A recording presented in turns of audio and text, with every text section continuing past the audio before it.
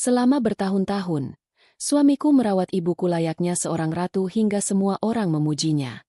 Namun, saat ibuku meninggal, ia meninggalkan sebuah surat wasiat yang membuat semua orang syok. Ternyata selama ini suamiku bukan malaikat, melainkan iblis yang menyimpan rahasia sangat mengerikan. Sebelum ceritanya dimulai, silakan tulis di kolom komentar dari daerah mana saja teman-teman yang menonton cerita ini. Dan dengar cerita sambil aktivitas apa? Nyapu, ngepel, tiduran, rebahan atau apa? Yuk kita simak ceritanya. Suasana di ruang tamu rumah mewah itu terasa begitu mencekam dan dingin, seolah udara ikut membeku setelah prosesi pemakaman usai. Aroma bunga melati dan sedap malam masih menguar kuat, bercampur dengan bau tanah basah yang terbawa dari pemakaman. Di tengah ruangan, Citra duduk diam di sofa dengan wajah pucat dan tatapan kosong. Air matanya sudah kering, namun kesedihan mendalam jelas terpahat di garis wajahnya. Ia baru saja kehilangan satu-satunya keluarga kandung yang ia miliki, Ibu Wulan. Di sisi lain ruangan, Aryo, suami Citra, tampak menangis terisak-isak. Ia menunduk dalam, bahunya berguncang hebat. Di sampingnya, Ibu Lestari, tetangga yang dikenal paling cerewet namun memiliki pengaruh besar di lingkungan itu, menepuk-nepuk punggung Aryo dengan lembut. Wanita parubaya itu menggelengkan kepalanya dengan tatapan penuh simpati, sesekali menyeka sudut matanya sendiri dengan tisu. Ia merasa begitu tersentuh melihat betapa hancurnya hati Aryo. Dimas, pengacara keluarga sekaligus teman masa kecil Citra, duduk di hadapan mereka semua. Ia membuka tas kerjanya dengan gerakan lambat dan hati-hati, lalu mengeluarkan sebuah amplop coklat tebal yang masih disegel rapi. Suara kertas yang disobek memecah keheningan di ruangan itu, membuat semua mata kini tertuju padanya. Aryo yang tadinya menunduk, perlahan mengangkat wajahnya. Meski matanya basah, ada kilatan antisipasi yang tajam di sana yang luput dari perhatian orang lain, kecuali Citra. Dimas berdeham pelan sebelum mulai membaca. Ia membetulkan letak kacamatanya dan menatap lurus ke arah hadirin yang tersisa di ruangan itu. Surat wasiat ini adalah hal terakhir yang ditinggalkan oleh almarhumah Ibu Wulan, dan Dimas tahu betul isinya akan mengguncang pondasi rumah ini. Suara bariton Dimas mulai terdengar membacakan pembukaan standar surat wasiat, tentang tanggal penulisan dan pernyataan kesehatan mental Ibu Wulan. Aryo tampak meremas tangannya sendiri, tidak sabar menunggu bagian pembagian harta. Semua orang tahu Ibu Wulan adalah pengusaha tekstil yang sukses dan memiliki aset di mana-mana. Aryo sudah membayangkan angka-angka fantastis yang akan segera menjadi miliknya sebagai upah jerih payahnya merawat mertuanya yang lumpuh selama 5 tahun terakhir. Sampailah Dimas pada bagian inti. Ia menarik napas panjang. Untuk menantuku tersayang, Aryo, yang telah merawatku bak seorang ratu selama aku sakit. Ketulusanmu tidak bisa dinilai dengan uang biasa. Oleh karena itu, aku menyerahkan kotak Pandora, milikku yang tersimpan aman di brankas bank utama. Kunci brankas tersebut ada pada pengacaraku, Dimas. Aryo tertegun sejenak. Keningnya berkerut. Kotak Pandora? Ia tidak pernah mendengar istilah itu sebelumnya dari mulut ibu mertuanya. Namun, otaknya yang serakah langsung menerjemahkan kata-kata itu sebagai kumpulan perhiasan berlian kuno, emas batangan, atau mungkin surat-surat saham bernilai miliaran rupiah yang dirahasiakan. Wajahnya yang tadi penuh duka palsu kini sedikit berbinar, meski ia berusaha keras menyembunyikannya di balik topeng kesedihan. Dimas melanjutkan bacaannya tanpa memberi jeda bagi Aryo untuk bertanya. Dan untuk putri kandungku satu-satunya, Citra, maafkan ibu. Nak, ibu tidak meninggalkan uang tunai sepeser pun untukmu, juga tidak ada aset properti yang bisa ibu berikan saat ini, karena ibu tahu kau sudah memiliki segalanya yang kau butuhkan untuk bertahan hidup. Kau adalah wanita kuat, dan warisan terbesarku untukmu adalah pelajaran hidup itu sendiri. Keheningan total menyelimuti ruangan. Ibu Lestari menutup mulutnya dengan tangan karena kaget. Bagaimana mungkin seorang ibu tidak meninggalkan apapun untuk anak kandungnya sendiri, dan justru memberikan kotak misterius kepada menantunya? Namun, bagi Ibu Lestari, ini semakin menegaskan betapa mulianya Aryo di mata almarhumah. Ia berbisik cukup keras hingga terdengar oleh semua orang, memuji Aryo sebagai menantu idaman yang mendapatkan ganjaran setimpal dari surga. Aryo berusaha keras menahan senyum kemenangannya. Ia melirik Citra yang masih diam membatu. Dalam hatinya, Aryo bersorak. Rencananya berhasil sempurna. Orang tua itu akhirnya mati dan meninggalkan harta karun untuknya, sementara istri bodohnya ini tidak mendapat apa-apa. Citra benar-benar tidak berguna, pikirnya. Setelah pembacaan selesai, Dimas menutup map tersebut. Kunci brankas akan saya serahkan besok di kantor saya, Pak Aryo. Sesuai prosedur, ucap Dimas datar. Aryo mengangguk cepat, menyalami Dimas dengan genggaman yang terlalu erat. Satu persatu tamu mulai pamit, termasuk Ibu Lestari yang memeluk Aryo sekali lagi sambil memuji kesabaran laki-laki itu. Aryo mengantar mereka sampai ke pintu depan dengan wajah sendu yang dibuat-buat, mengucapkan terima kasih atas doa-doa mereka. Citra tetap duduk di sofa, tidak bergerak sedikit pun. Begitu pintu depan tertutup rapat dan suara mobil Ibu Lestari menjauh, atmosfer di dalam rumah berubah drastis dalam hitungan detik. Senyum santun di wajah Aryo lenyap seketika, digantikan oleh ekspresi beringas yang menakutkan. Ia berbalik badan, menatap Citra dengan tatapan jijik seolah sedang melihat sampah. Ia berjalan cepat menuju Citra dan membanting vas bunga yang ada di meja tamu hingga pecah berkeping-keping.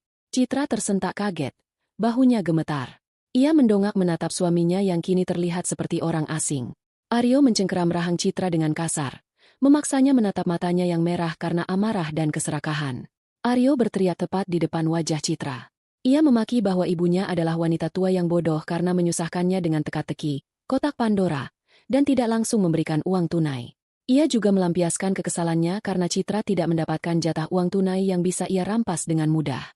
Bagi Aryo, tidak adanya uang tunai berarti ia harus menunggu proses pencairan atau penjualan isi kotak itu, padahal ia butuh uang cepat. Dengan kasar, Aryo menghempaskan wajah Citra hingga istrinya itu jatuh tersungkur ke sofa. Ia menunjuk wajah Citra dengan telunjuknya yang gemetar. Aryo mengancam bahwa mulai malam ini, Citra tidak pantas tidur di kamar utama. Baginya, Citra adalah istri yang tidak berguna, sama seperti ibunya yang menyusahkan. Aryo memerintahkan Citra untuk tidur di kamar pembantu di belakang dekat dapur sampai ia berhasil mendapatkan kunci brankas itu dan melihat isinya. Citra tidak melawan. Ia hanya menatap nanar pada pecahan vas bunga di lantai. Tanpa sepatah kata pun, ia bangkit berdiri, membersihkan debu di rok hitamnya, dan berjalan gontai menuju area belakang rumah. Ia masuk ke dalam kamar pembantu yang sempit dan pengap, lalu menutup pintunya pelan. Di dalam kegelapan kamar kecil itu, Citra duduk di tepi ranjang besi tua. Air matanya kembali menetes. Namun kali ini bukan karena sedih, melainkan karena rasa sakit dari cengkeraman Aryo di pipinya. Malam itu menjadi awal dari neraka yang sebenarnya bagi Citra, sekaligus awal dari permainan catur yang sesungguhnya. Di dalam kamar pembantu yang sempit itu, Citra berbaring menatap langit-langit yang lembab dan berjamur. Suara Aryo yang sedang menelepon seseorang dengan nada tinggi terdengar samar-samar dari ruang tengah. Namun Citra tidak lagi peduli.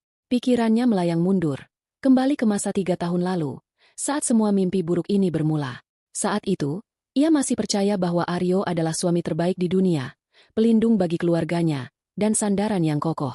3 tahun lalu, Aryo pulang ke rumah dengan wajah berantakan. Kemejanya kusut, dasinya longgar, dan matanya merah seperti orang yang tidak tidur berhari-hari. Citra yang saat itu sedang menyiapkan makan malam menyambutnya dengan khawatir. Aryo langsung bersimpuh di kaki Citra, menangis terseduh-seduh. Ia mengaku bahwa bisnis properti yang ia bangun dengan susah payah telah hancur lebur. Ia bilang, teman kepercayaannya membawa lari semua modal usaha, meninggalkan Aryo dengan hutang yang menumpuk dan kebangkrutan total. Citra, dengan hati yang tulus dan cinta yang buta, memeluk suaminya erat. Ia percaya sepenuhnya pada setiap kata yang keluar dari mulut Aryo. Ia tidak tahu bahwa uang itu sebenarnya habis di meja judi dan untuk membiayai gaya hidup Aryo yang gemar foya-foya dengan wanita lain. Citra menenangkan Aryo, mengatakan bahwa mereka akan melalui badai ini bersama-sama, asalkan mereka tetap bersatu. Beberapa hari setelah pengakuan palsu itu, Aryo datang dengan sebuah ide yang terdengar sangat mulia. Saat itu, Ibu Wulan baru saja mengalami serangan stroke ringan pertamanya. Dokter menyarankan agar ada yang merawat ibu secara intensif di rumah, karena ibu menolak dirawat di rumah sakit dalam jangka panjang. Aryo menawarkan diri. Ia berkata kepada Citra bahwa karena ia sedang tidak memiliki pekerjaan dan bisnisnya hancur, ia ingin mendedikasikan waktunya untuk merawat Ibu Wulan. Ia beralasan ini adalah cara dia berbakti dan menebus rasa bersalahnya karena gagal menjadi suami yang kaya raya untuk Citra. Citra terharu mendengar niat suaminya. Ia merasa beruntung memiliki suami yang begitu menyayangi ibunya. Namun, Aryo tidak datang sendiri dengan tawaran itu. Ia membawa seorang wanita muda bernama Bella. Aryo memperkenalkan Bella sebagai sepupu jauhnya yang berasal dari luar kota. Menurut cerita Aryo, Bella adalah seorang perawat berpengalaman yang sedang mencari pekerjaan dan bersedia dibayar murah demi membantu kerabat. Citra, yang saat itu masih lugu, menyambut Bella dengan tangan terbuka. Ia merasa kehadiran Bella akan sangat membantu Aryo dalam mengurus kebutuhan medis Ibu Wulan yang semakin kompleks. Citra tidak pernah menaruh curiga sedikitpun melihat kedekatan Aryo dan Bella yang terkadang terlihat tidak wajar. Namun, ada satu momen yang terekam jelas dalam ingatan Citra, sebuah detail kecil yang baru ia pahami maknanya sekarang. Saat pertama kali Bella melangkah masuk ke kamar Ibu Wulan, reaksi ibu sangat berbeda dari biasanya. Ibu Wulan, yang meskipun tubuhnya mulai lemah namun pikirannya masih tajam saat itu, menatap Bella dengan sorot mata yang aneh. Bukan tatapan ramah seperti biasanya ibu menyambut tamu, melainkan tatapan tajam, penuh selidik, dan waspada. Mata tua itu menyipit, menelusuri wajah Bella dari atas sampai bawah seolah sedang memindai ancaman. Aryo buru-buru menengahi situasi itu. Ia tertawa renyah dan berkata kepada Citra bahwa tatapan ibu itu adalah tatapan senang karena akhirnya ada perawat cantik yang akan menemaninya. Citra hanya mengangguk, mempercayai terjemahan suaminya. Keanehan tidak berhenti di situ. Di hari-hari pertama Bella bekerja, Ibu Wulan menolak keras meminum obat atau teh yang diseduh oleh tangan Bella. Setiap kali Bella menyodorkan cangkir, ibu akan mengatupkan mulutnya rapat-rapat, bahkan memalingkan wajah. Bella sering mengadu pada Aryo dengan wajah memelas, berpura-pura sedih karena merasa ditolak oleh pasiennya. Aryo kemudian akan mengambil alih peran itu. Dengan sabar dan tutur kata yang lembut, Aryo akan mengambil cangkir dari tangan Bella dan menyuapi Ibu Wulan. Anehnya, Ibu Wulan mau menerima suapan itu jika Aryo yang memberikannya. Citra melihat pemandangan itu sebagai bukti betapa ibu sangat menyayangi Aryo. Ia berpikir ibu hanya sedang rewel karena sakit dan hanya percaya pada menantunya. Padahal, kenyataannya jauh lebih kelam. Ibu Wulan bukan sedang rewel. Insting seorang ibu dan pengusaha tajamnya mencium bahaya dari sosok Bella. Ibu Wulan tahu ada yang tidak beres dengan sepupu Aryo ini. Namun, Ibu Wulan juga sadar posisinya yang terjepit. Tubuhnya yang semakin hari semakin sulit digerakkan membuatnya tidak berdaya untuk melawan secara fisik. Ia menerima suapan dari Aryo bukan karena sayang, melainkan untuk menjaga citra Aryo di depan Citra, agar Citra tidak curiga dulu sebelum ibu memiliki bukti yang cukup. Ibu Wulan sedang bermain peran, sama seperti Aryo, namun dengan tujuan yang sangat berbeda, melindungi putrinya. Seiring berjalannya waktu, kondisi Ibu Wulan justru semakin memburuk di bawah perawatan Bella dan Aryo. Dokter yang dipanggil Aryo, yang ternyata juga kenalan Bella, selalu mengatakan bahwa itu adalah proses degeneratif alami. Citra mempercayai semuanya. Ia sibuk bekerja di luar rumah untuk menopang ekonomi keluarga, meninggalkan ibunya yang tak berdaya di tangan serigala berbulu domba. Citra mengusap air matanya yang mengalir ke bantal apek di kamar pembantu itu. Ingatan tentang tatapan tajam ibunya kini menghantuinya. Kenapa ia begitu buta? Kenapa ia tidak menyadari tanda-tanda itu lebih awal? Rasa bersalah menghimpit dadanya, sesak dan menyakitkan. Di luar kamar, suara Aryo terdengar lagi, kali ini tertawa lepas. Tawa kemenangan yang terdengar sangat menjijikan di telinga Citra. Tapi di balik kesedihan itu, perlahan tumbuh benih kemarahan yang dingin di hati Citra. Ia sadar, air mata tidak akan mengembalikan ibunya, dan kepatuhan tidak akan menyelamatkannya dari Aryo. Jika Aryo berpikir ia bisa menghancurkan Citra semudah ia menghancurkan vas bunga tadi, maka ia salah besar. Citra membalikan badannya, menatap kegelapan dengan mata yang kini kering dan tajam. Pelajaran dari ibunya mulai meresap. Jika ingin menang melawan ular, ia tidak boleh menjadi tikus. Ia harus menjadi elang yang menyambar tanpa suara. Malam semakin larut di kamar pembantu yang pengap itu. Namun mata Citra tak kunjung terpejam. Ingatannya terus berputar, menariknya mundur lebih jauh ke masa 6 bulan sebelum ibunya meninggal. Itu adalah hari yang mengubah segalanya. Hari di mana selubung kebohongan Aryo pertama kali tersingkap. Meski saat itu Citra belum sepenuhnya memahami seberapa dalam lubang kelinci itu. Siang itu, matahari bersinar terik. Citra pulang lebih awal dari kantor karena merasa tidak enak badan. Rumah besar itu tampak sunyi. Aryo dan Bella biasanya berada di kamar Ibu Wulan pada jam-jam seperti ini untuk sesi terapi siang. Sebuah rutinitas yang selalu diagung-agungkan Aryo sebagai bukti baktinya. Citra berjalan pelan menaiki tangga. Kepalanya pening. Saat melewati ruang kerja Aryo yang pintunya sedikit terbuka, langkahnya terhenti. Di atas meja kerja yang berantakan, sebuah monitor bayi, baby monitor, menyala. Alat itu dipasang di kamar Ibu Wulan agar Aryo bisa memantau kondisi ibu jika sedang berada di ruangan lain. Biasanya alat itu mati jika ada orang di kamar ibu, tapi kali ini, Aryo sepertinya lupa mematikannya. Suara statis mendesis pelan, diikuti oleh suara percakapan yang samar namun cukup jelas untuk didengar. Citra mendekat, berniat mematikan alat itu karena mengira Aryo sedang mengobrol biasa dengan Bella. Namun, kalimat yang keluar dari speaker kecil itu membuat darahnya berdesir dingin, membekukan langkahnya seketika. Orang tua ini alot sekali matinya. Suara Aryo terdengar frustrasi, kasar, dan tanpa sedikit pun nada kasih sayang yang biasa ia tunjukkan di depan Citra. Dosisnya naikkan lagi. Bel, jangan main-main. Jantung Citra berdegup kencang, seolah ingin melompat keluar dari rongga dadanya. Ia menahan napas, menajamkan telinganya, berharap ia salah dengar. Suara Bella menyahut, terdengar manja namun kejam. Sabar, Mas. Kalau terlalu cepat, nanti dokter curiga. Kita harus membuatnya terlihat seperti gagal organ alami. Lagi pula, dia sudah tidak bisa bicara. Dia cuma seonggok daging yang menunggu waktu. Masalahnya, waktuku tidak banyak, bentak Aryo. Suara benturan terdengar. Sepertinya Aryo memukul sesuatu. Si botak itu sudah menelepon lagi tadi pagi. Hutang judiku jatuh tempo bulan depan. 5 miliar. Bel. Kalau si tua bangka ini tidak mati dan warisannya tidak cair bulan depan, mereka akan mengirim orang untuk menghabisiku. Kau mau pacarmu ini mati dipotong-potong rentenir? Dunia Citra terasa runtuh. Kakinya lemas. Hutang judi? 5 miliar? Dan mereka sengaja memperlambat atau mempercepat kematian ibu demi uang? Rasa mual yang hebat menyerang perutnya. Citra ingin berteriak, ingin mendobrak pintu kamar ibu dan mengusir dua manusia iblis itu. Namun, akal sehatnya yang tersisa menahannya. Jika ia masuk sekarang dan mengamuk, Aryo pasti akan menyangkal. Aryo pandai bersilat lidah, dan Citra tidak punya bukti rekaman. Dengan tangan gemetar hebat, Citra mencoba menenangkan diri. Ia harus memastikan kondisi ibunya. Ia berjalan menuju kamar Ibu Wulan, mengatur napasnya yang memburu, dan memasang wajah panik. Bukan panik karena mendengar percakapan itu, tapi berpura-pura panik karena kondisi ibunya. Citra membuka pintu kamar ibu dengan keras. "Mas, ibu kenapa?" teriaknya. Berpura-pura baru saja sampai dan khawatir. Aryo dan Bella tersentak kaget. Dalam sekejap mata, Aryo mengubah ekspresinya. Wajah bengis yang tadi tersirat dari suaranya lenyap, berganti menjadi wajah suami yang prihatin. Bella yang sedang memegang suntikan kecil langsung menyembunyikannya ke saku seragam perawatnya dengan gerakan cepat. "Sayang, kau sudah pulang?" tanya Aryo gugup. Keringat dingin terlihat di pelipisnya. Ibu baik-baik saja. Kami cuma sedang memberi vitamin." Citra tidak menjawab Aryo. Ia langsung berlari ke sisi ranjang ibunya. Tubuh Ibu Wulan tampak kurus kering. Matanya terpejam. Hati Citra hancur melihatnya. Ia menggenggam tangan ibunya yang terasa dingin. "Ibu!" bisiknya lirih. Tiba-tiba, mata Ibu Wulan terbuka.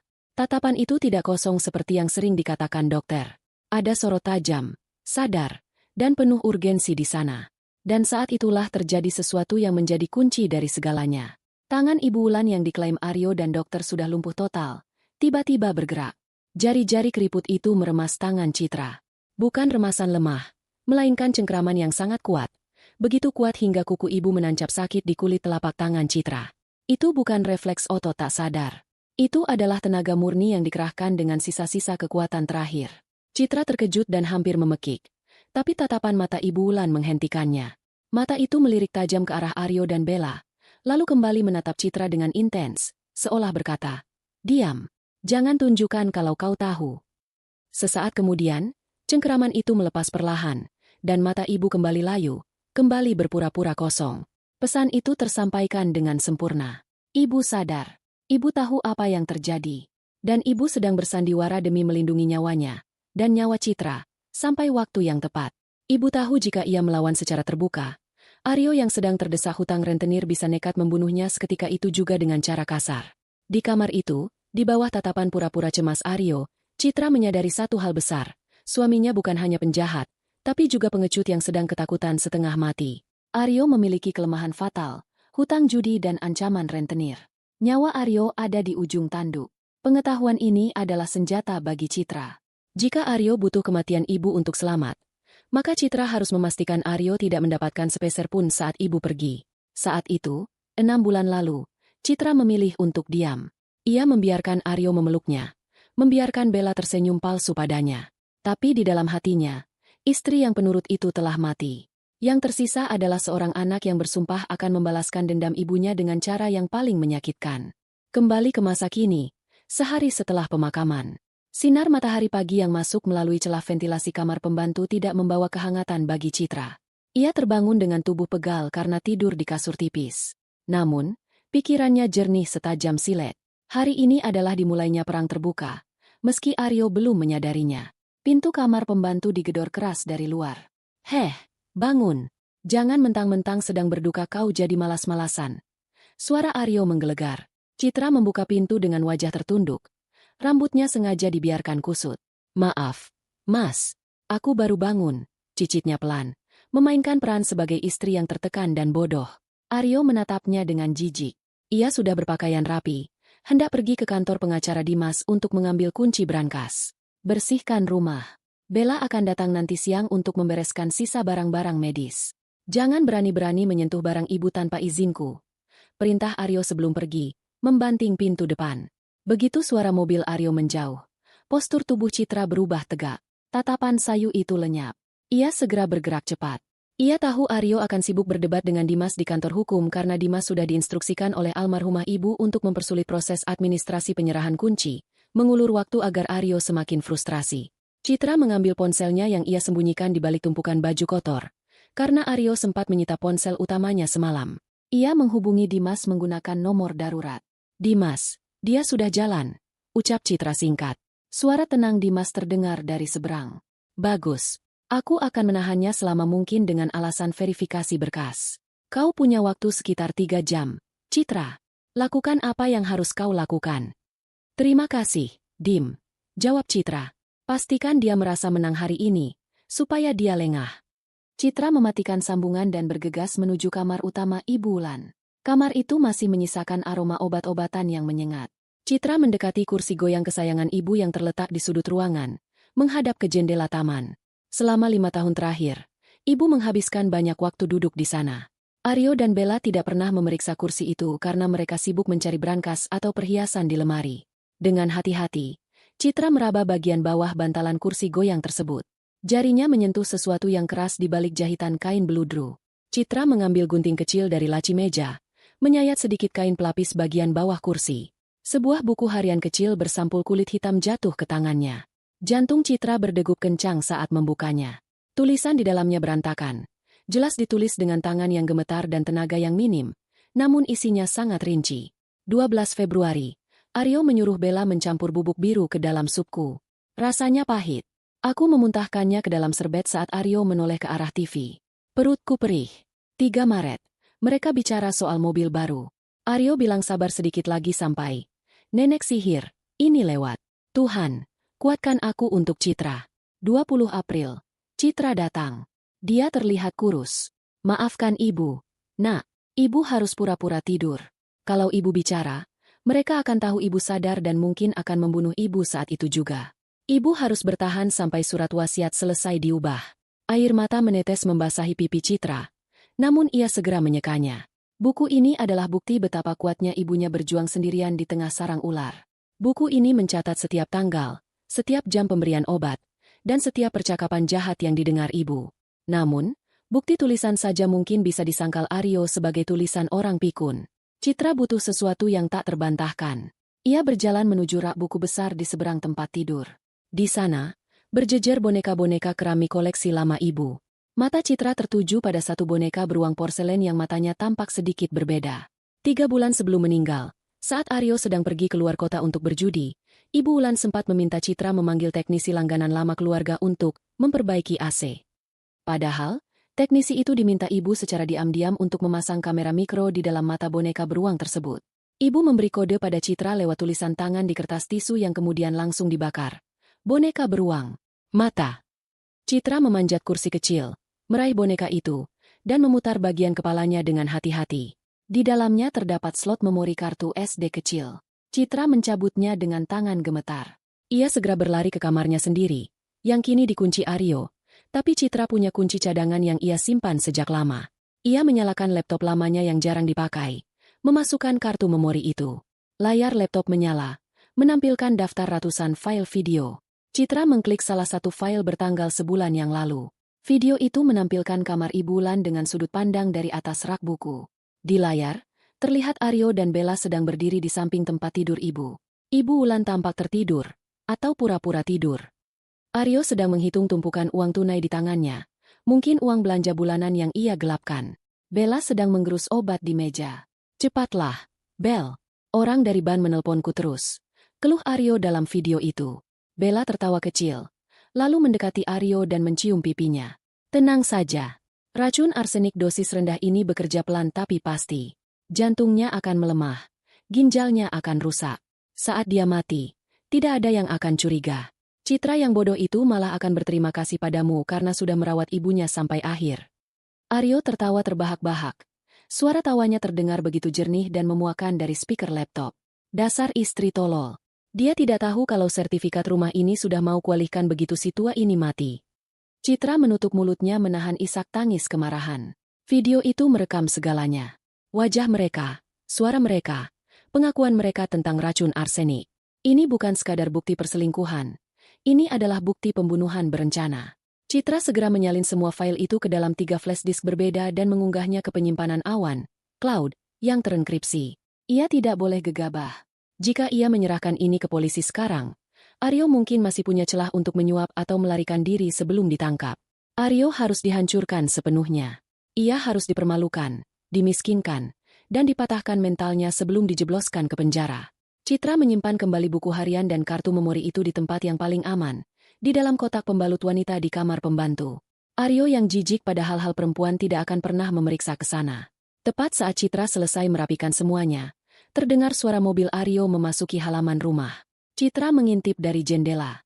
Aryo turun dari mobil dengan wajah merah padam, terlihat sangat marah.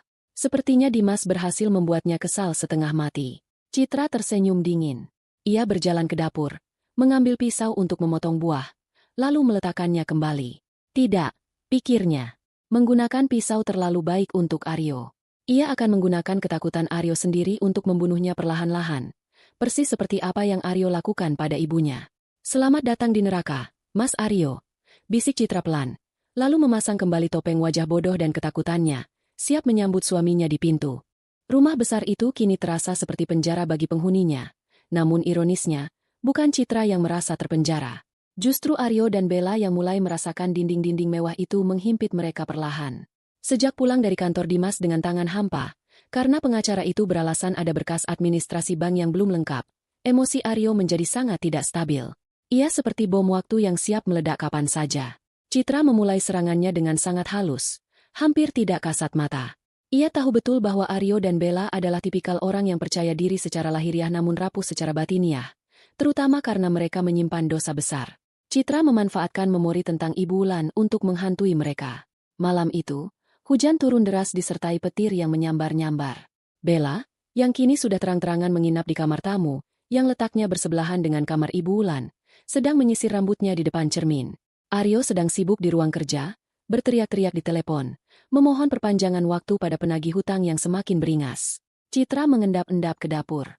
Ia menyeduh teh melati, jenis teh kesukaan Ibu Wulan yang aromanya sangat khas dan kuat. Ia sengaja menyangrai daun teh itu sebentar agar wanginya menyebar ke seluruh penjuru rumah melalui ventilasi AC sentral. Setelah itu, Citra meletakkan secangkir teh panas yang masih mengepul di atas meja kecil di lorong depan kamar tempat Bella tidur. Tak lama kemudian, Bella keluar kamar hendak mengambil air minum. Langkahnya terhenti mendadak. Hidungnya mengendus aroma melati yang begitu pekat, seolah-olah ada seseorang yang baru saja menyeduh teh tepat di depan hidungnya. Mata Bella terbelalak ngeri saat melihat cangkir porselen bunga-bunga milik almarhumah Ibu Wulan bertengger manis di meja lorong. Uap panas masih mengepul darinya. Mas Aryo, jerit Bella histeris. Ia mundur ketakutan hingga menabrak dinding. Aryo berlari keluar dari ruang kerja dengan wajah panik. Ada apa? Kenapa kau teriak-teriak? Ibu ada di sini, Mas. Lihat itu. Bella menunjuk cangkir teh dengan tangan gemetar. Wajahnya pucat pasi. Siapa yang membuat teh itu? Baunya seperti kamar ibu. Aryo menatap cangkir itu dengan kening berkerut. Ia menyentuh cangkir itu. Masih panas. Ia menoleh ke arah dapur yang gelap, lalu berteriak memanggil Citra. Citra, keluar kau. Citra muncul dari arah kamar pembantu dengan wajah mengantuk yang dibuat-buat, sambil mengucek mata. Ada apa, Mas? Kenapa ribut-ribut? Kau yang membuat teh ini, bentak Aryo, menunjuk cangkir itu. Citra menatap cangkir itu dengan bingung, lalu menggeleng polos. Tidak, Mas. Aku sudah tidur sejak tadi. Mas kan yang pegang kunci dapur dan mengunci pintu belakang? Aku tidak bisa masuk ke dapur utama kalau malam. Aryo terdiam. Benar, ia memang mengunci akses dapur dari ruang belakang tempat Citra tidur karena takut Citra mencuri makanan. Aryo merinding. Jika Citra terkunci di belakang, lalu siapa yang menyeduh teh ini? Pembantu rumah tangga yang lain sudah pulang sore tadi. Mungkin kau lupa. Mas, kau yang bikin sendiri tadi? Tanya Citra dengan nada lugu yang menusuk. Aryo menepis cangkir itu hingga jatuh dan pecah berantakan. Jangan bicara omong kosong. Buang teh sialan ini. Perintahnya kasar, berusaha menutupi ketakutannya sendiri. Namun, Citra bisa melihat tangan suaminya gemetar. Teror itu berlanjut pada jam 2 pagi. Citra, yang sudah memegang kendali atas sistem smart home yang terpasang di rumah itu, yang passwordnya tidak pernah diganti Aryo karena gaptek, mulai memainkan kartu asnya. Ia mengakses speaker yang tersembunyi di kamar Ibu Wulan. Speaker yang dulu digunakan ibu untuk mendengarkan musik relaksasi. Citra memutar rekaman suara Ibu Wulan yang ia ambil dari video-video lama di ponselnya. Suara ibu yang sedang memanggil Aryo. Aryo, tolong ibu. Suara itu terdengar lirih, serak, dan menggema pelan, seolah datang dari dunia lain. Speaker itu volumenya diatur sangat rendah, nyaris seperti bisikan angin, namun cukup jelas terdengar di keheningan malam. Aryo terbangun dengan napas tersengal. Ia mendengar namanya dipanggil. Ia menoleh ke samping. Bella masih tertidur gelisah. Aryo sakit. Kali ini suara itu terdengar lebih jelas. Aryo melompat dari tempat tidur, menyambar lampu tidur sebagai senjata. Jantungnya berpacu gila-gilaan. Ia tahu suara itu. Itu suara mertuanya saat sedang kesakitan di bulan-bulan terakhirnya. Bella terbangun karena gerakan Aryo. "Mas, ada apa lagi?" "Kau dengar itu?" bisik Aryo. Matanya liar menyapu ruangan gelap. "Dengar apa?" "Suara ibu. Dia memanggilku." Bella mulai menangis ketakutan. "Mas, jangan menakut-nakuti aku. Rumah ini ada hantunya. Aku tidak mau tinggal di sini lagi. Kita jual saja rumah ini sekarang." Aryo membentak Bella untuk diam, tapi keringat dingin mengucur deras di punggungnya. Rasa bersalah tidak pernah singgah di hati Aryo, tapi rasa takut akan pembalasan dendam dari arwah penasaran adalah hal yang berbeda. Aryo adalah orang yang percaya tahayul, dan Citra tahu itu. Keesokan harinya, suasana rumah semakin kacau. Aryo dan Bella terlihat seperti zombie karena kurang tidur. Mereka sering bertengkar karena hal-hal sepele. Bella menyalahkan Aryo yang tidak becus mengurus warisan sehingga mereka masih terjebak di rumah berhantu ini. Aryo menyalahkan Bella yang terlalu paranoid. Puncak serangan psikologis Citra terjadi siang itu. Aryo sedang menerima tamu, seorang kurir yang mengantar paket. Citra, yang sedang menyapu di dekat situ, sengaja menjatuhkan sebuah botol kecil obat dari saku das terlusuhnya. Botol itu menggelinding tepat ke kaki Aryo. Itu adalah botol kosong bekas obat racun tikus yang labelnya sudah dilepas. Tapi bentuknya sangat mirip dengan botol arsenik cair yang biasa dipakai Bella. Aryo memungut botol itu dengan cepat. Wajahnya berubah merah padam. Ia menoleh ke arah Bella yang sedang duduk di sofa. "Kau ceroboh sekali. Kenapa barang bukti ini bisa ada di sini?" desis Aryo setengah berbisik, tapi cukup keras untuk didengar Citra. Bella bingung. "Itu bukan punyaku. Semua stok sudah kuhancurkan kemarin." "Lalu ini apa? Kau mau kita ketahuan pembantu?" Aryo meremas botol itu. Matanya melirik tajam ke arah Citra yang masih menunduk menyapu. Aryo tidak sadar. Dalam kepanikannya, ia baru saja mengonfirmasi keberadaan barang bukti di depan Citra. Citra menyembunyikan senyum puasnya di balik rambut yang menutupi wajah. Mental mereka sudah mulai retak. Rasa saling percaya di antara Aryo dan Bella mulai terkikis oleh paranoia. Mereka mulai mencurigai satu sama lain. Aryo berpikir Bella ceroboh dan mungkin menjebaknya. Sementara Bella berpikir Aryo mulai gila dan berhalusinasi. Tanah pijakan mereka sudah goyah. Kini saatnya Citra memberikan dorongan terakhir untuk menjatuhkan mereka ke jurang kehancuran. 2 hari setelah teror malam itu, batas waktu Aryo habis. Pagi-pagi sekali, 3 orang pria bertubuh kekar dengan wajah garang mendatangi rumah. Mereka adalah penagih hutang. Mereka tidak masuk ke dalam, hanya berdiri di depan pagar besi yang tinggi, memukul-mukul gembok dengan tongkat baseball sambil meneriakkan nama Aryo. Tetangga mulai mengintip dari balik tirai jendela. Ibu Lestari bahkan terlihat berdiri di depan rumahnya dengan wajah penuh tanda tanya. Aryo panik setengah mati. Ia tidak berani keluar. Wajah, menantu idaman, yang ia bangun bertahun-tahun terancam hancur seketika. Ia memerintahkan satpam kompleks untuk mengusir mereka. Tapi para preman itu hanya tertawa dan berjanji akan kembali nanti malam dengan pasukan lebih banyak jika uang 5 miliar tidak disiapkan. Aryo masuk kembali ke dalam rumah dengan napas memburu. Ia menarik tangan Citra yang sedang membersihkan meja makan, menyeretnya kasar ke ruang kerja. Di sana, di atas meja, sudah tergeletak sebuah dokumen tebal. "Tanda tangan ini," perintah Aryo, melempar pena ke arah Citra. "Sekarang." Citra mengambil dokumen itu dan membacanya sekilas. Itu adalah surat kuasa menjual aset rumah mewah ini. Aryo berniat menjual rumah ini di bawah tangan dengan harga murah demi mendapatkan uang tunai cepat untuk membayar rentenir. Tapi Mas, ini rumah warisan Ibu. Ibu bilang rumah ini tidak boleh dijual. Ucap Citra dengan suara bergetar, masih mempertahankan aktingnya. Persetan dengan kata-kata Ibu, teriak Aryo. Urat lehernya menonjol. Bella berdiri di sudut ruangan sambil menggigit kukunya. Terlihat sama paniknya. Aku suami kamu. Aku pemimpin di sini. Kalau aku bilang jual, ya jual. Tanda tangan atau aku patahkan jarimu. Citra menatap pena di meja, lalu menatap Aryo. Perlahan, getaran di tubuhnya berhenti. Postur tubuhnya yang membungkuk perlahan tegak. Ia mengangkat wajahnya, menatap Aryo tepat di manik mata. Sorot matanya berubah drastis, dingin, tajam, dan penuh wibawa. Tidak ada lagi Citra yang penurut dan bodoh. Citra meletakkan dokumen itu kembali ke meja, lalu mendorongnya menjauh dengan satu jari. Tidak. Ucap Citra. Suaranya tenang, datar, namun memiliki kekuatan yang membuat ruangan itu mendadak hening. Aryo tertegun. Ia belum pernah mendengar nada bicara seperti itu dari mulut istrinya. Apa kau bilang? Kau mau melawan aku? Aku bilang tidak, Mas. Aku tidak akan menandatangani sampah ini, jawab Citra tegas. Ia melipat kedua tangannya di dada. Lagi pula, tanda tanganku di situ tidak akan ada gunanya. Kau tidak bisa menjual rumah yang bukan milikmu. Aryo tertawa meremehkan, meski ada kegugupan dalam tawanya. Kau memang bodoh. Warisan ibu belum dibagi, jadi rumah ini masih berstatus harta bersama atau harta waris yang aku sebagai wali bisa mengaturnya. Citra menggeleng pelan, senyum sinis tersungging di bibirnya. Kamu salah besar, Aryo. Rumah ini bukan lagi milik ibu sejak 5 tahun lalu. Tepat seminggu sebelum kamu dan Bella datang membawa sandiwara busuk kalian, ibu sudah melakukan balik nama sertifikat rumah ini atas namaku. Sepenuhnya milikku. Bukan harta gonogini, bukan harta warisan. Ini hibah mutlak. Wajah Aryo pucat pasi seolah darahnya tersedot habis. Kau bohong.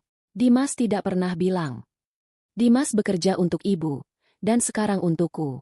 Dia tidak punya kewajiban melapor padamu. Potong Citra. Jadi, silakan saja kalau mau menjual rumah ini. Tapi pembelimu pasti akan menuntutmu balik karena penipuan sertifikat.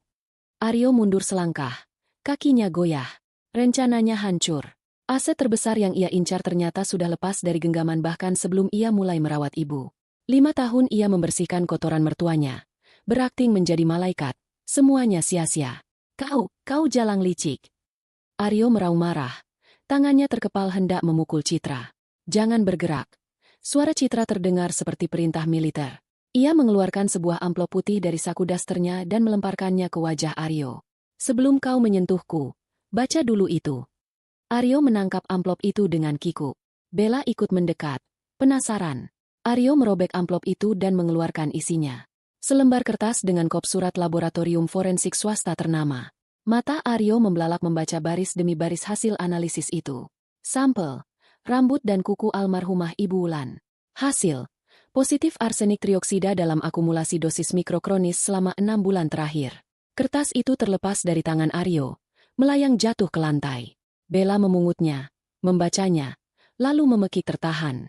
Autopsi independen, jelas Citra dingin, melangkah maju mendekati mereka yang kini terlihat seperti tikus terpojok. Dilakukan diam-diam oleh tim forensik yang dibawa Dimas sesaat sebelum jenazah ibu dikremasi. Kalian pikir kenapa aku setuju kremasi cepat? Supaya kalian merasa aman dan tidak curiga kalau aku sudah mengambil sampel sebelumnya. Ini tidak mungkin. Gumam Bella. Air mata ketakutan mulai mengalir. Mas Aryo bilang semuanya aman.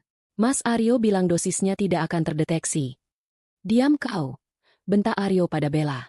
Kau membunuh ibuku, ucap Citra. Suaranya bergetar menahan amarah yang meledak-ledak. Kalian berdua meracuninya perlahan-lahan.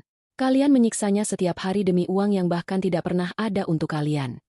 Aryo yang panik dan terdesak langsung menunjuk Bella. Ini semua ide dia. Dia perawatnya. Dia yang tahu soal dosis obat. Aku tidak tahu apa-apa. Aku cuma disuruh beli obat. Aku tidak tahu itu racun. Aryo berusaha mencuci tangan, mengorbankan selingkuhannya demi menyelamatkan diri sendiri. Bella ternganga tak percaya. Cinta butanya pada Aryo hancur seketika melihat kepengecutan laki-laki itu.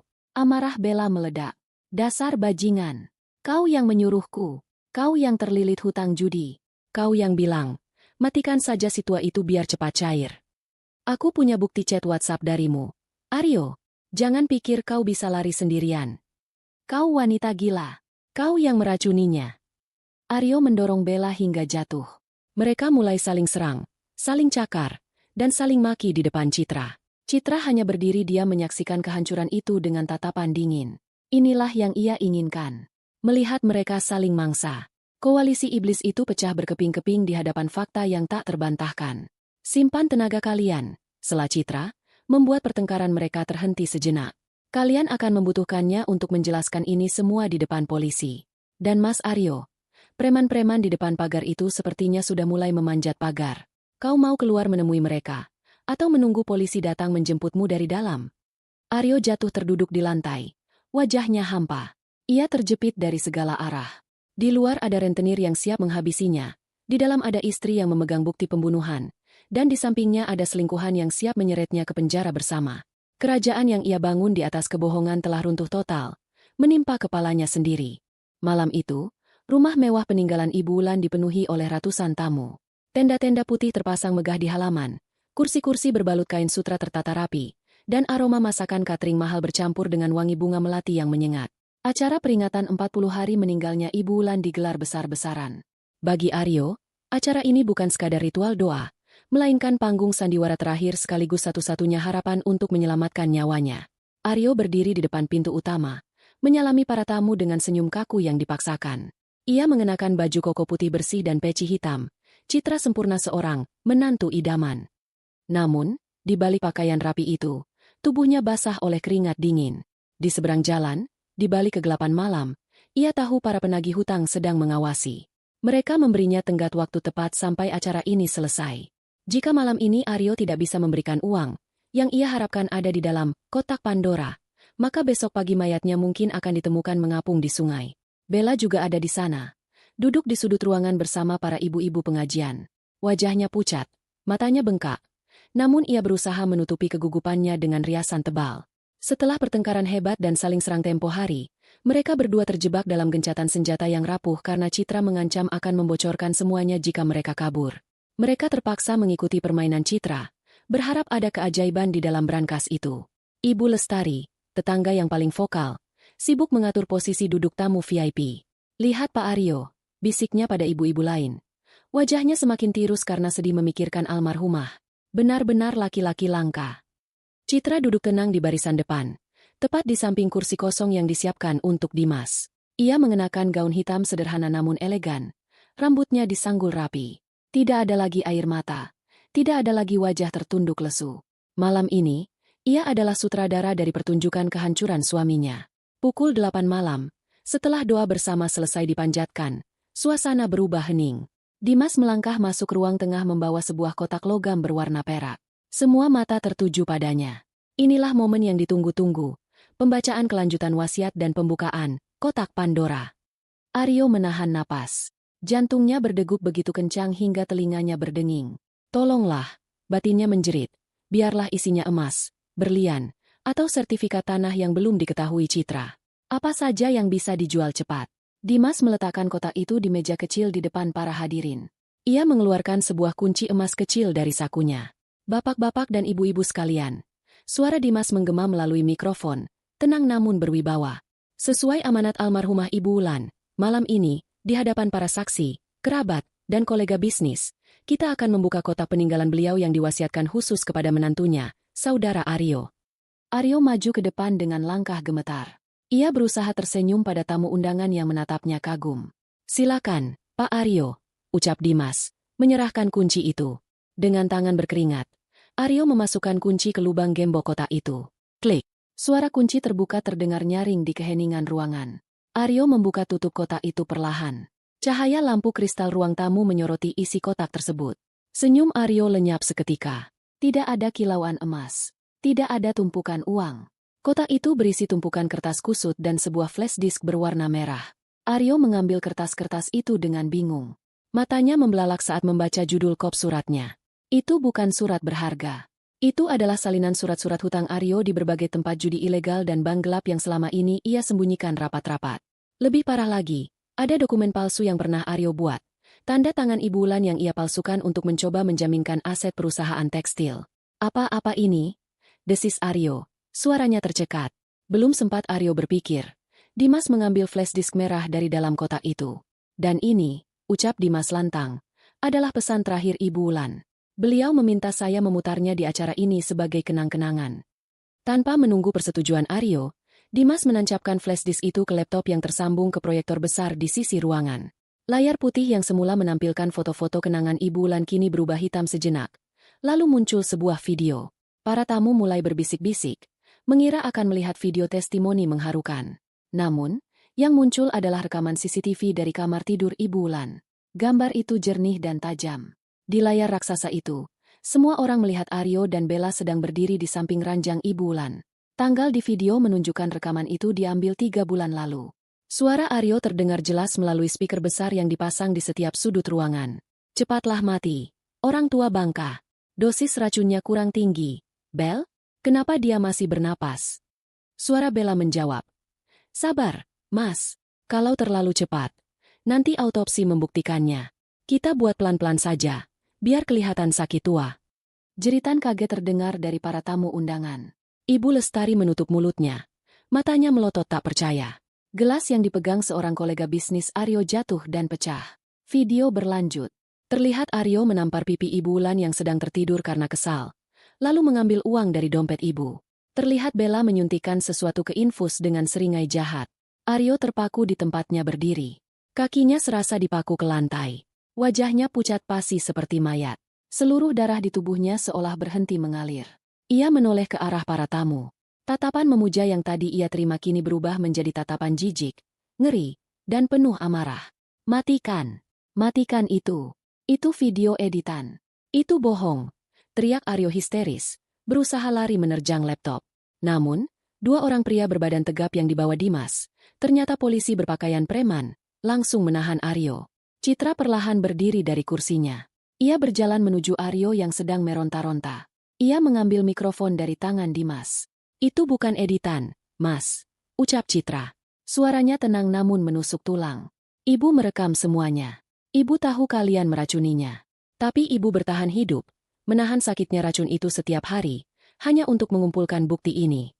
Agar malam ini, seluruh dunia tahu siapa kamu sebenarnya. Bella yang duduk di sudut ruangan mencoba menyelinap kabur lewat pintu samping. Namun ia langsung dihadang oleh beberapa ibu-ibu pengajian yang marah. Mereka menarik Bella kembali ke tengah ruangan. Pembunuh, teriak Ibu Lestari, menunjuk wajah Aryo dengan telunjuk gemetar. Kalian berdua iblis. Aku kira kau malaikat. Ternyata kau membunuh mertuamu sendiri.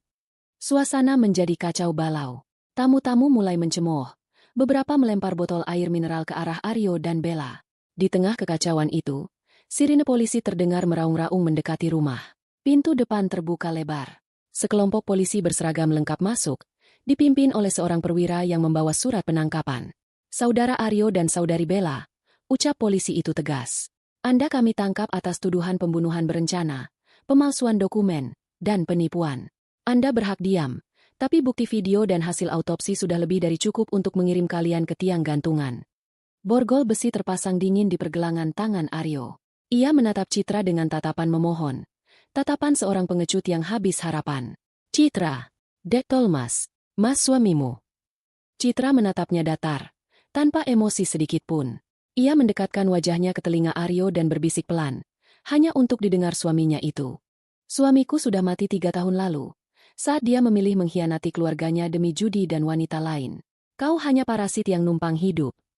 Aryo diseret keluar oleh polisi, melewati kerumunan orang yang menyorakinya. Kilatan lampu kamera wartawan, yang ternyata juga diundang oleh Dimas, menghujani wajahnya. Malam itu, nama Aryo hancur sehancur-hancurnya. Tidak ada harta, tidak ada kehormatan, tidak ada kebebasan. Yang tersisa hanyalah hutang yang menanti di luar penjara dan jeruji besi yang menanti di dalam. Citra berdiri di ambang pintu, melihat mobil polisi membawa mereka pergi. Angin malam berhembus pelan, membawa pergi bau busuk kemunafikan yang selama ini mengendap di rumah itu. 6 bulan kemudian, lembaga pemasyarakatan, lapas, kelas 1 tampak suram di bawah guyuran hujan sore. Dinding-dinding beton yang tinggi dan kawat berduri memisahkan dunia luar yang bebas dari neraka kecil di dalamnya. Di salah satu sel yang sempit dan berbau pesing, Aryo meringkuk di sudut ruangan. Wajah tampannya yang dulu selalu klimis kini hancur, nyaris tak dikenali. Hidungnya patah dan belum sembuh benar, bibirnya sobek, dan tubuhnya penuh lebam biru keunguan. Rambutnya dicukur asal-asalan, menampakkan kulit kepala yang penuh bekas luka. Hidup Aryo di penjara adalah mimpi buruk tanpa akhir. Ia tidak ditempatkan di sel khusus, melainkan dicampur dengan narapidana umum. Berita tentang kejahatannya, menantu yang meracuni mertua lumpuh, menyebar cepat di kalangan narapidana. Di dunia penjara, kejahatan terhadap orang tua dianggap sangat hina, bahkan oleh penjahat sekalipun. Aryo menjadi bulan-bulanan. Setiap hari adalah siksaan fisik dan mental. Namun, yang lebih mengerikan adalah jangkauan para rentenir. Meski Aryo di dalam penjara, tangan-tangan penagih hutang itu tetap bisa menjangkaunya. Mereka membayar narapidana lain untuk memberi pelajaran pada Aryo setiap minggu sebagai bunga hutang yang tak terbayar. "Hei, ratu tanpa mahkota!" ejek seorang napi bertubuh besar sambil menendang kaki Aryo. "Pijat kakiku, cepat!" Aryo, dengan tubuh gemetar dan air mata yang sudah kering, merangkak mendekat. Ia memijat kaki napi itu, menelan harga dirinya bulat-bulat. Dulu ia bermimpi menjadi raja yang menguasai harta mertuanya. Kini ia bahkan lebih rendah dari budak. Ia teringat hari-hari saat ia duduk di sofa empuk, memerintah Citra dan membentak Ibu Wulan. Ingatan itu kini menjadi siksaan terpedihnya. Penyesalan datang, tapi bukan penyesalan karena membunuh, melainkan penyesalan karena ketahuan. Dan itu membuatnya semakin menyedihkan. Di tempat lain, nasib Bella tak kalah tragisnya. Meski hukumannya lebih ringan daripada Aryo karena ia bersaksi memberatkan Aryo di pengadilan, ia mengklaim dipaksa, hidupnya di luar penjara sudah tamat. Lisensi perawatnya dicabut seumur hidup. Fotonya tersebar luas di internet sebagai perawat maut. Tidak ada rumah sakit atau klinik yang mau mempekerjakannya.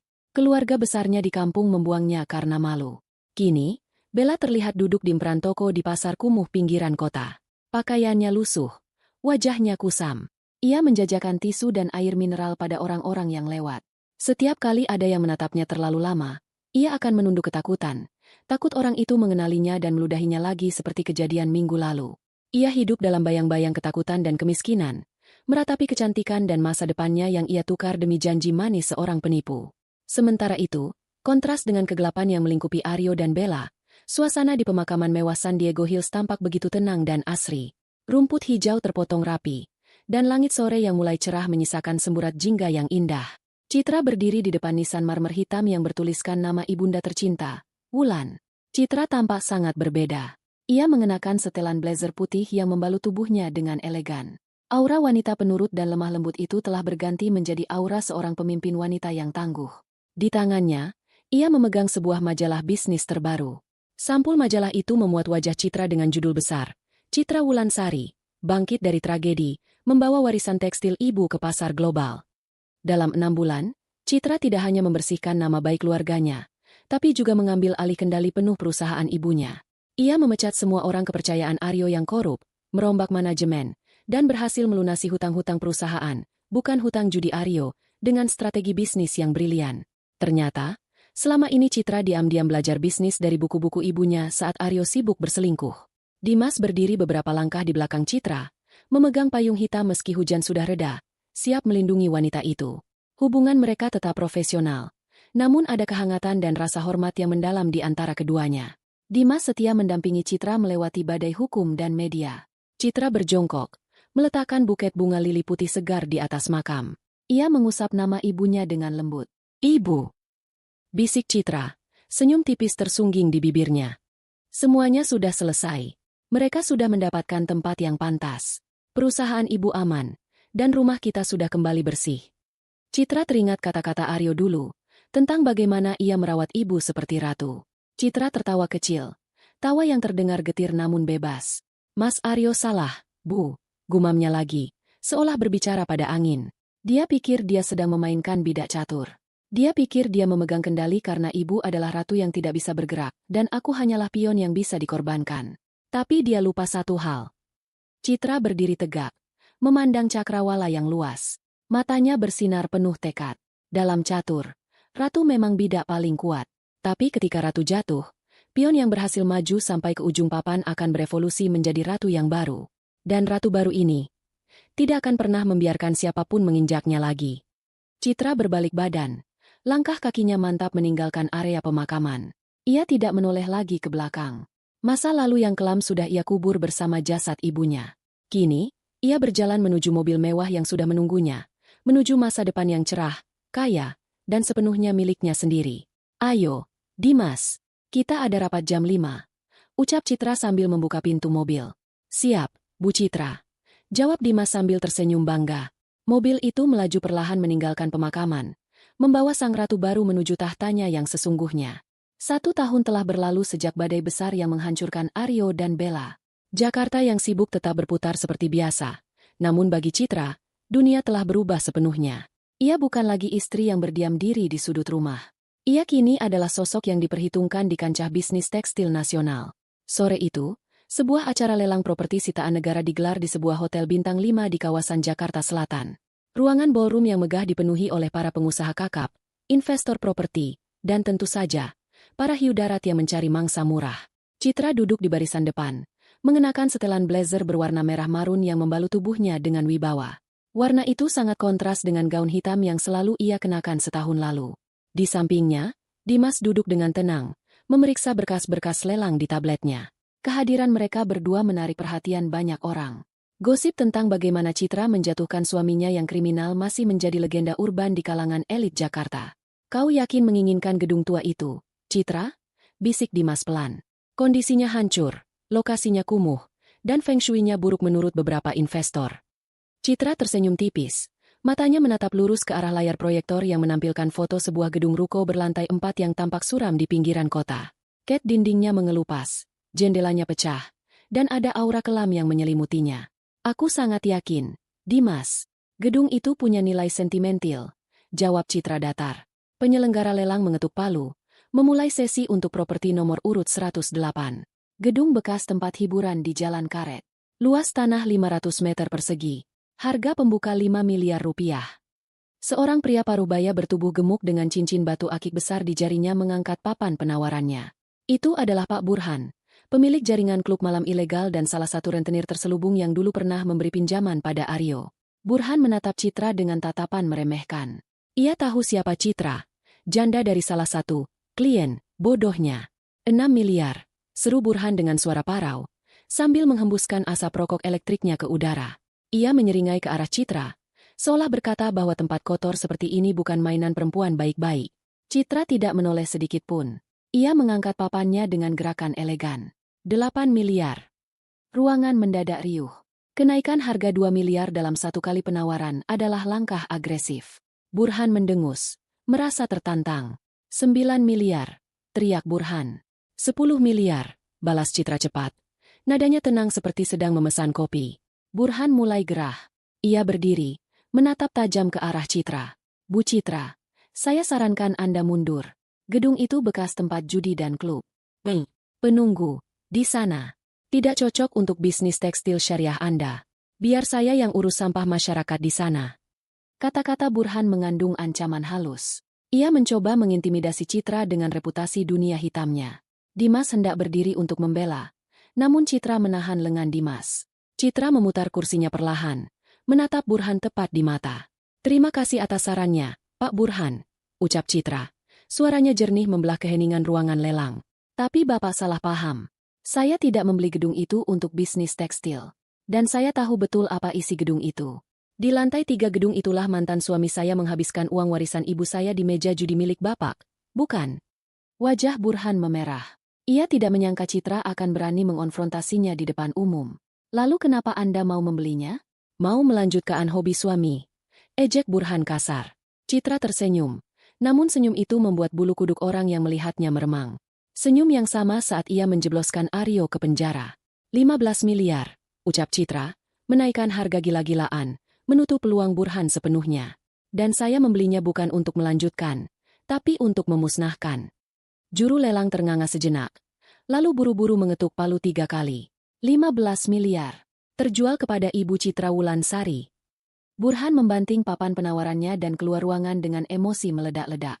Citra kembali duduk dengan tenang, merapikan blazernya. Dimas menatapnya dengan kagum sekaligus ngeri. Kau membuang 15 miliar untuk gedung rongsokan, Citra, kata Dimas sambil geleng-geleng kepala. Bukan membuang, Dimas, tapi membersihkan, jawab Citra. Seminggu kemudian, Di depan gedung ruko suram itu, sebuah alat berat wrecking ball, bola penghancur, sudah bersiap. Area itu telah dipagari seng. Citra berdiri di seberang jalan, mengenakan helm proyek putih dan kacamata hitam. Gedung itu adalah simbol kehancuran keluarganya. Di sanalah Aryo pertama kali terjerumus judi, di sanalah Aryo berhutang pada rentenir, dan karena tempat itulah Aryo tega membunuh Ibu Wulan demi melunasi hutangnya. Gedung itu adalah akar dari semua kejahatan yang menimpa hidupnya. Dimas berdiri di sampingnya. Izin penghancuran sudah keluar. Apa rencanamu setelah ini rata dengan tanah? Aku akan membangun Graha Wulan, jawab Citra mantap. Sebuah pusat rehabilitasi gratis untuk pecandu judi dan narkoba, sekaligus panti ureda untuk lansia yang terlantar. Aku ingin tempat yang dulu menghisap nyawa dan harta orang, berubah menjadi tempat yang memberi kehidupan.